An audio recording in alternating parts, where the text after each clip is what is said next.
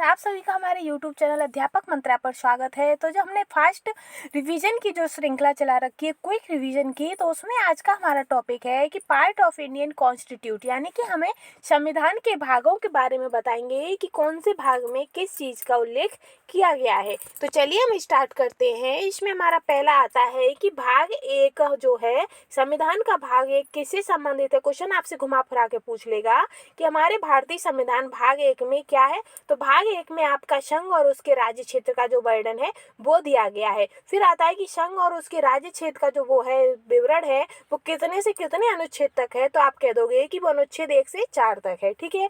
फिर आगे आपसे एग्जामिनर पूछेगा कि नागरिकता कौन से भाग में आती है। तो आप कह दोगे कि जो नागरिकता है वो भाग 2 में आती है और इसका जो वर्णन है वो अनुच्छेद 5 से 11 तक इसका वर्णन मिलता है। तो 5 से 11 तक हमें किसका वर्णन मिलता है?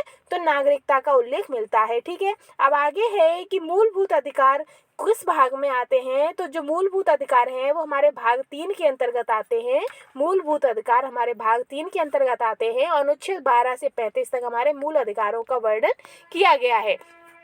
आगे आता है, नेक्स्ट है इसमें कि भाग 4 राज्य के नीति निर्देशक तत्वों से संबंधित है, जो कि आपके अनुच्छेद 36 से 51 तक आता है। तो अब क्वेश्चन आपसे एग्जामिनर घुमा के पूछेगा कि हमारे अनुच्छेद 36 से 51 तक किसका वर्णन मिलता है। तो आप कह दोगे कि 36 से 51 तक राज्य के नीति निर्देशक तत्वों का वर्णन मिलता है और ये हमारे संविधान भाग 4 में वर्णित है। आगे आता है कि भाग 4 ए मूल कर्तव्यों से संबंधित है, अनुच्छेद 51 ए। अब क्वेश्चन आपसे एग्जामिनर पूछेगा कि 51 ए किससे संबंधित है। तो आप कह दोगे कि जो 51 ए है वो आपका मूल कर्तव्यों से संबंधित है और ये हमारे क्या कहते हैं, जो हमारा संविधान है उसमें भाग 4 ए में वर्णित है। आगे आता है कि भाग 5 संघ राज्यों से संबंधित है, जो कि आपके अनुच्छेद 52 से 151 तक वर्णित है। आगे है भाग 6। तो जो आपका भाग 6 है वो राज्य के जो कानून वगैरह जो भी होता है राज्य से संबंधित, तो उसमें हमारा भाग 6 में हमारे राज्य आते हैं और उस जो कि इसका वर्णन में आपको अनुच्छेद 152 से लेकर 237 तक इसका वर्णन मिलता है। फिर आता है भाग 7। कौन सा आता है? भाग 7। तो भाग 7 में संविधान अधिनियम के द्वारा निर्देशित किया गया है। ये 7वां संशोधन हुआ था। 7वां संशोधन के तहत ये आपका भाग 7 ज्वाइंट किया गया था और कौन सा था? तो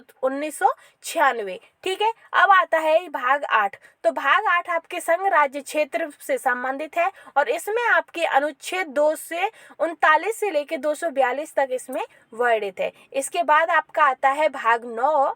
भाग 9 आपके पंचायत से संबंधित है और जो कि आपके अनुच्छेद 243 से 243 तक आपके 2430 तक वर्णित है। फिर आता है भाग 9A। तो भाग 9A जो है आपका वो नगर पालिका से संबंधित है और इसमें आपके अनुच्छेद 443P से लेके 443ZG तक आपका वर्णन है। ठीक है। फिर आगे है भाग 10। तो भाग 10 में आपके अनुसूचित और जनजाति क्षेत्र से संबंधित प्रावधान किए गए हैं और जो कि आपके अनुच्छेद 244 से 244 ए तक आपका वर्णन इनका मिलता है। फिर आता है भाग 11। तो भाग 11 में आपके संघ और राज्य क्षेत्रों के बीच संबंधों का वर्णन किया गया है और इसके तहत जो इसके अनुच्छेद है तो वो आपके 245 से 263 तक इस अनुच्छेद में ये वर्णन सारा दिया गया है। फिर आता है आपका भाग 12। तो भाग 12 में आपके वित्तीय संपत्ति संविदा और वाद विवाद से संबंधित प्रावधान किए गए हैं, जो कि आपके अनुच्छेद 264 से 300 ए तक आपका वर्णन इनका मिलता है। फिर आपके आगे आता है अनुच्छेद 13, भाग 13, जिसमें आपका भारत के राज्य क्षेत्र के भीतर व्यापार, वाणिज्य और समागम से संबंधित वर्णन मिलता है और जो कि आपके अनुच्छेद 301 से 307 तक इसका वर्णन मिलता है। फिर आपका आता है भाग 14। भाग 14 आपका संघ और राज्यों के अधीन सेवाओं से संबंधित है, जो कि आपके अनुच्छेद 308 से 323 तक वर्णन मिलता है इनका। फिर आपका आता है भाग 11,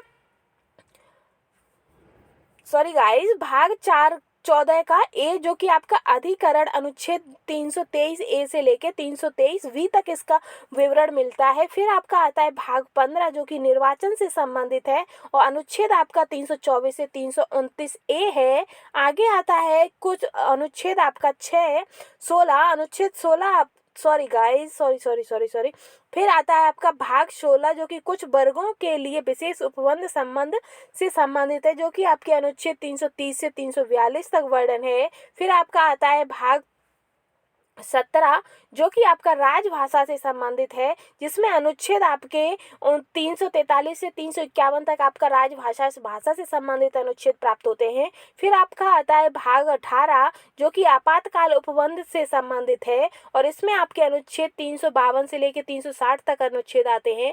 फिर आपका आता है भाग 19 जो कि आपका प्रकीर्णन से संबंधित है, और जो कि आपके अनुच्छेद 361 से 367 तक आता है। फिर आता है भाग 20 जो कि आपके संविधान के संशोधन अनुच्छेद से संबंधित है। फिर आता है आपका भाग 21 जो कि अस्थायी संक्रमणकालीन और विशेष उपबंध से संबंधित है, जो कि आपके अनुच्छेद 369 से लेकर 392 तक आता है। फिर आपका आता है भाग 22 जो कि संक्षिप्त नाम, प्रारंभ, हिंदी में प्राधिकृत पाठ और निरसरण से संबंधित है, जो कि आपके अनुच्छेद 393 से 395 के मध्य आता है। तो इससे ये कंफर्म हो जाता है कि आपके संविधान में भाग कितने हैं, तो आप कह दोगे हमारे संविधान में भाग 22 हैं। ठीक है, तो ऐसे ही क्विक रिवीजन के लिए हमारे चैनल के साथ बने रहिएगा। अगर आपको मेरे द्वारा ये कंटेंट जो भी मैं देती हूँ आपको, वो आपको पसंद आता है, तो हमारे प्लीज चैनल को लाइक, शेयर एंड सपोर्ट कीजिएगा। Thanks for watching.